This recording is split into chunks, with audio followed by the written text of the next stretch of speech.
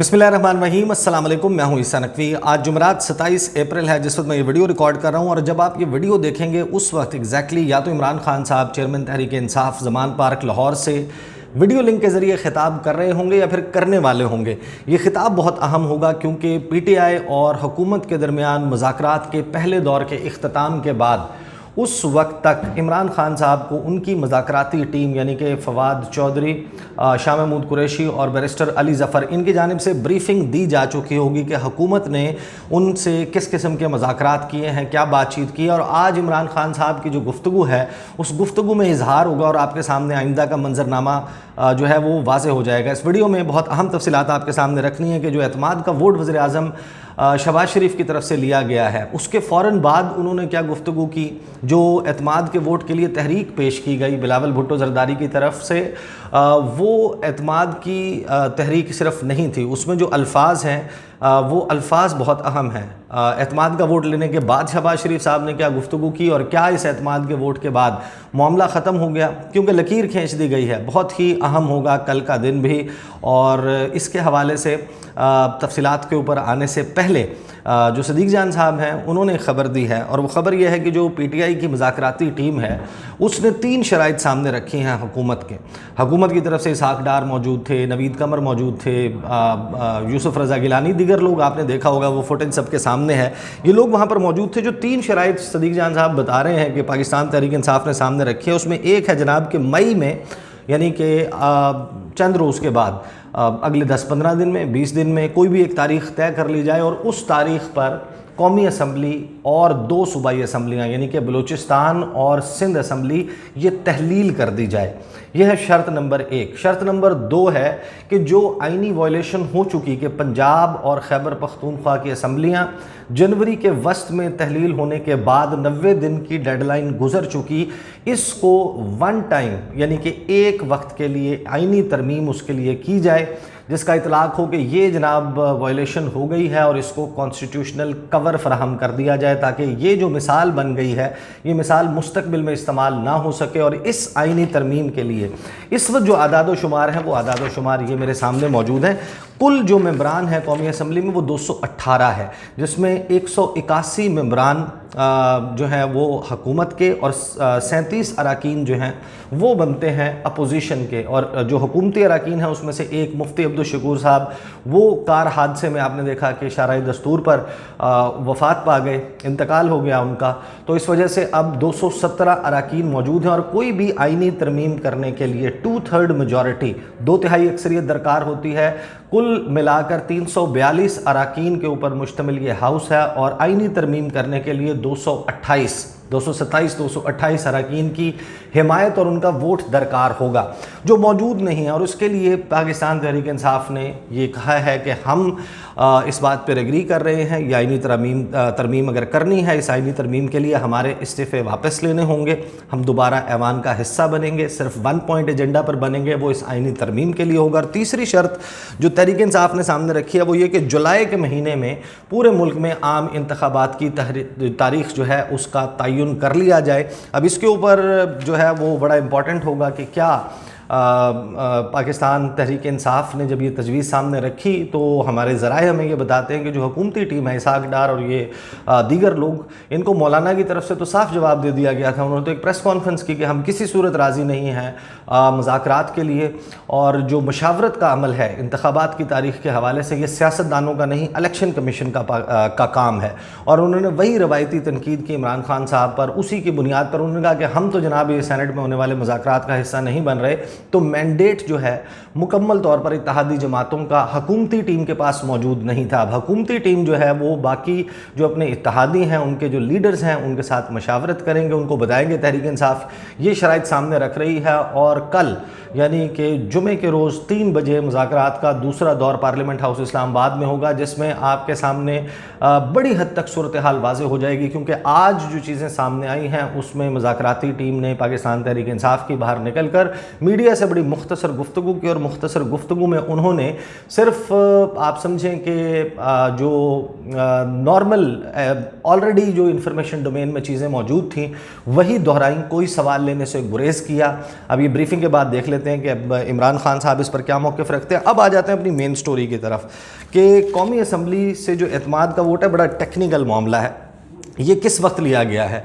आपको याद होगा कि सुप्रीम कोर्ट ऑफ पाकिस्तान ने जो फ़ैसला दिया था 19 अप्रैल को 7 सफ़ात पर मुश्तमिल 8वां पैराग्राफ, उसमें मैं माजी में अपनी जो मुख्तलिफ वीडियोज़ हैं उसमें ये बता चुका हूँ कि सुप्रीम कोर्ट ऑफ पाकिस्तान ने कहा था कि जो डिमांड नंबर 64A है इलेक्शन कमीशन ऑफ पाकिस्तान के लिए 21 अरब रुपए फ़ंड जारी करने की, वो क्योंकि नहीं दी गई हुकूमत को, वफाकी हुकूमत को, तो वज़ीर-ए-आज़म और उनकी काबीना लगता है इसका मतलब यह है कि वो ऐवान की अक्सरियत का एतमाद खो चुके हैं।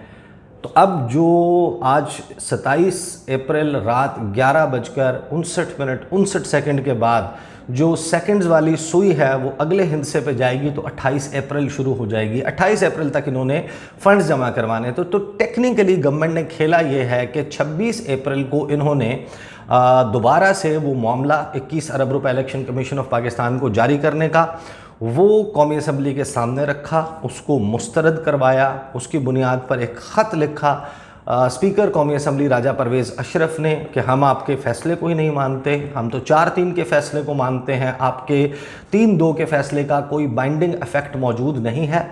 और उसके एक दिन बाद यानी कि 27 तारीख को वज़ीर-ए-आज़म शहबाज शरीफ ने एतमाद का वोट लिया। एतमाद का वोट किस तरीके से, उन्होंने क्या करारदाद पेश की थी और वज़ीर-ए-आज़म ने क्या तेवर दिखाए, उस पर आने से पहले मैं आपको बताऊँ कि लकीर जो है वो खिंच गई है। अब जब भी आज से मई के महीने में असम्बली तहलील हो जाती है या अगस्त के महीने में असम्बली तहलील होती है, इलेक्शन जुलाई में होते हैं या अक्टूबर में होते हैं, नवंबर में होते हैं, जब भी होते हैं, एक बात आज तय हो गई, ये मुख्तलिफ है और लकीर खींच दी गई है। ये पार्टी पोजीशन की लिस्ट मेरे सामने मौजूद है। आज से 1 साल पहले आपको याद होगा कि जब अप्रैल के ही महीने में शहबाज शरीफ को इन इत्तेहादी जमातों ने लीडर ऑफ द हाउस मुंतखब किया, इनको कायदे ऐवान मुंतखब किया और फिर इन्होंने वज़ारत उज़्मा का हल्फ उठाया, उस वक्त तक शहबाज शरीफ की कारकर्दगी और परफॉर्मेंस सामने नहीं आई थी।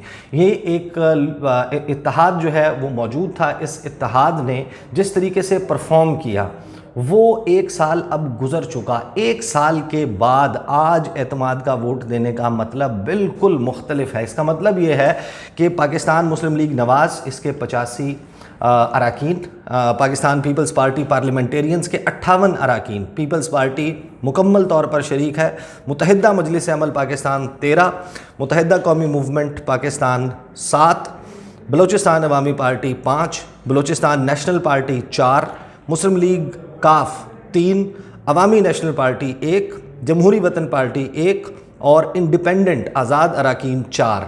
ये कुल मिलाकर 181 बनते हैं। इसमें से मुफ्ती अब्दुल शकूर साहब जो हैं वो वफ़ात पा गए। जो 180 अराकीन हैं वो शहबाज शरीफ की जो मुआशी गदर है उसके साथ खड़े हैं, जो सियासी सत्यानाश है इस मुल्क का उसके साथ खड़े हैं, जो परफॉर्म किया है, जो डिलीवर किया है उसको ओन करते हैं।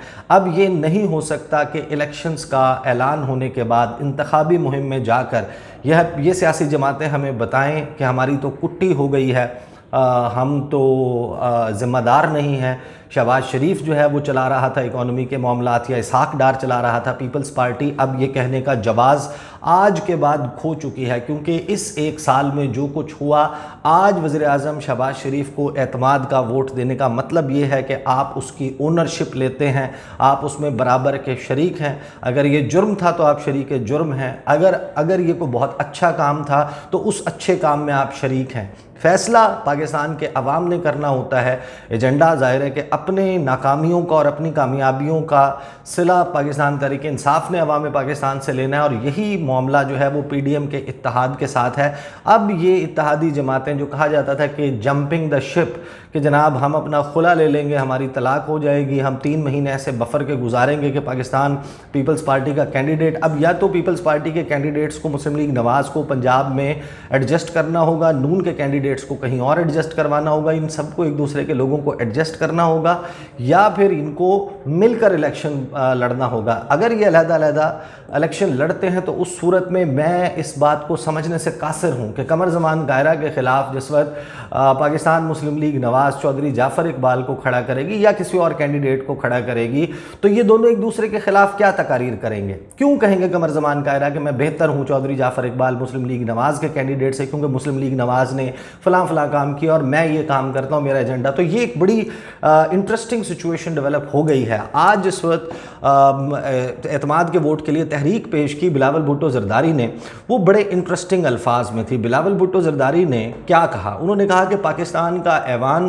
آئین اور جمہوریت کے ساتھ کھڑا ہے، یہ قومی اسمبلی کا پارلیمنٹ سپریم کورٹ کے 4-3 کے اکثریتی فیصلے کے ساتھ کھڑی ہے.